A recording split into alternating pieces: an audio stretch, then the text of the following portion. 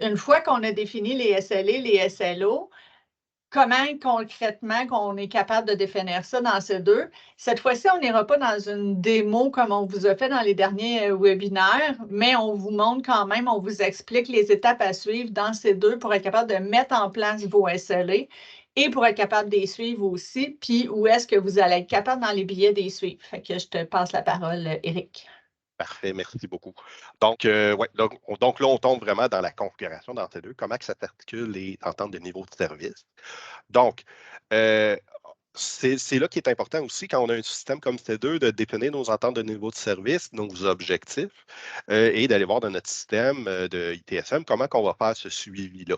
Donc, au niveau de C2, on a pour commencer une première partie qui est la configuration, moi je dis ça, générale dans C2 pour votre installation, votre environnement.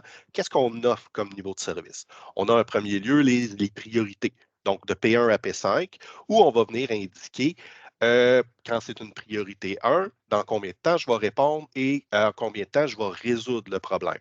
Donc, en passant à répondre, ça veut dire que j'ai pris connaissance de la demande, du billet, de l'incident, et je commence à entamer les discussions avec mon client pour voir qu'est-ce qui se passe, résoudre.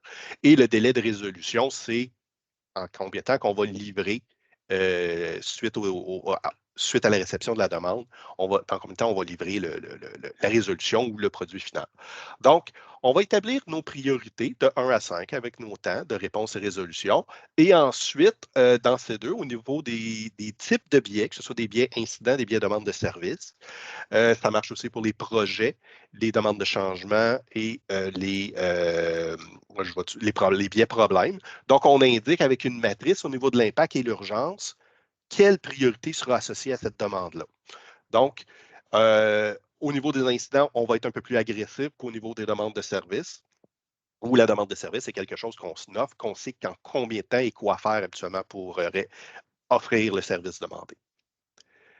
La deuxième étape, c'est au niveau des statuts des billets, des types de billets. Ensuite, on va venir définir quand est-ce que je considère que j'ai répondu à la demande et quand est-ce que je considère que j'ai résolu ou complété et implémenté la demande.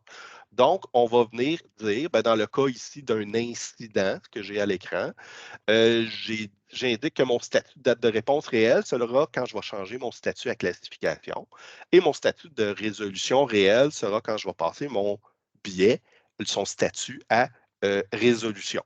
Donc,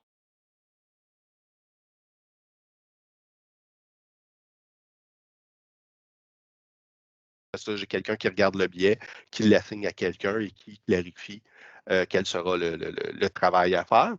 Et la résolution, on peut le mettre, je l'ai résolu, ça pourrait être fermé. Donc, ça pourrait être un des statuts. En troisième étape, pour rencontrer nos ententes de niveau de service, c'est bien beau de dire, moi, je vais résoudre ton problème en temps de temps. Quand je te pose une question, j'ai besoin d'avoir une réponse de mon client. Donc, on a la possibilité de mettre les billets en attente. Donc, ça, c'est l'état sur le billet. Ces états-là, il y en a par défaut, on en a un qui existe, mais vous pouvez ajouter d'autres états ou modifier les états qui sont là.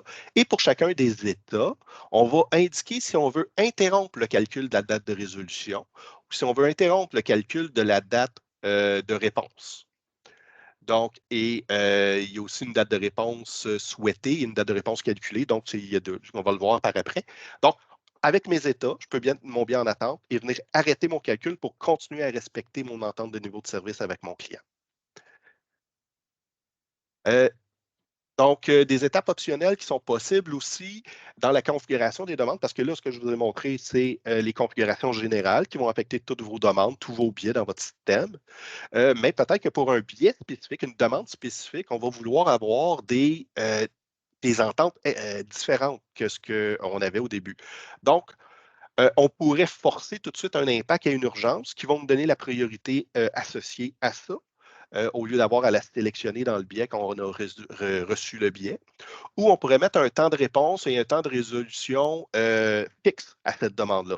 Donc, moi, si tu me fais une demande pour un rapport que je dois te fournir, peut-être pour ça, on va dire, c'est jamais du niveau 1 à 5, c'est toujours le même temps. Moi, je reçois ta demande, je te réponds en temps de temps et je te résous, je t'envoie ton rapport en temps de temps.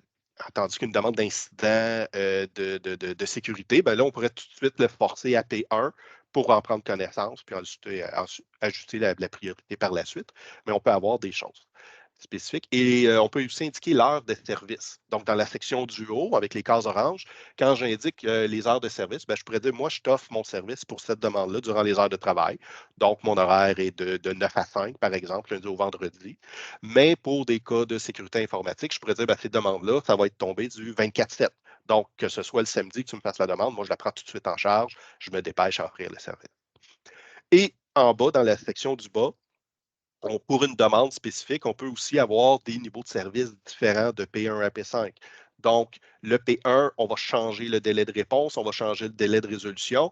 Et pour chacun aussi de P1 à P5, on pourrait indiquer des heures de service durant les heures normales de travail ou 24/7.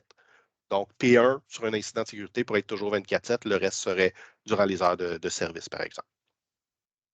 Juste Et une petite astuce, oui, excuse-moi Eric, 30 secondes. Juste un petit truc important. Si vous voulez définir des heures, des niveaux de service dans votre demande, c'est important que la petite case à cocher modifiée reste activée. Parce il y a des clients qui l'activent, font la modification, désactivent, enregistrent, ça ne s'appliquera pas. Pour que ça s'applique, il faut absolument que la petite case à cocher modifiée reste activée. Excuse-moi Eric. non, c'est Petite bon, c'est une parenthèse. très bonne intervention. C'est parfait.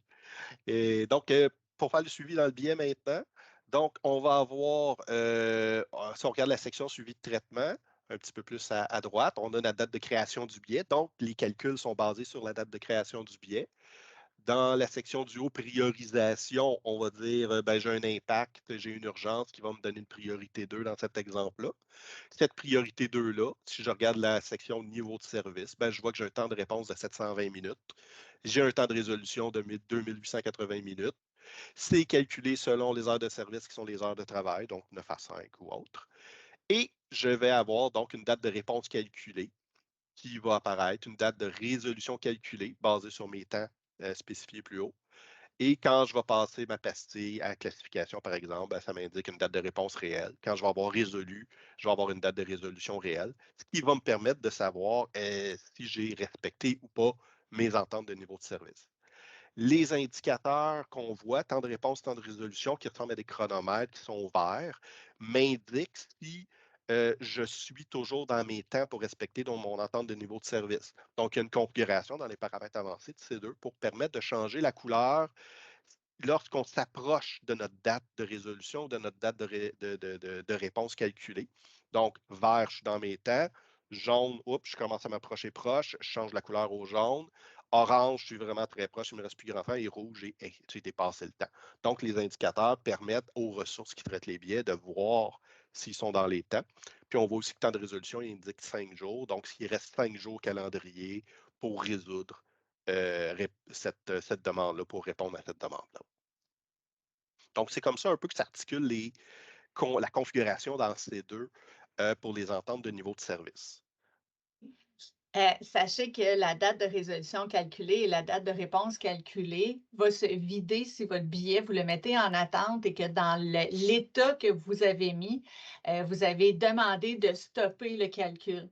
Donc, lorsque je mets, par exemple, mon billet en attente d'un fournisseur ou en attente du client, votre champ date de résolution calculée va se retirer, va s'enlever. Et lorsque vous allez remettre le billet dans un état qui calcule, elle va se recalculer en fonction, en prenant en considération le temps que le billet a été en attente.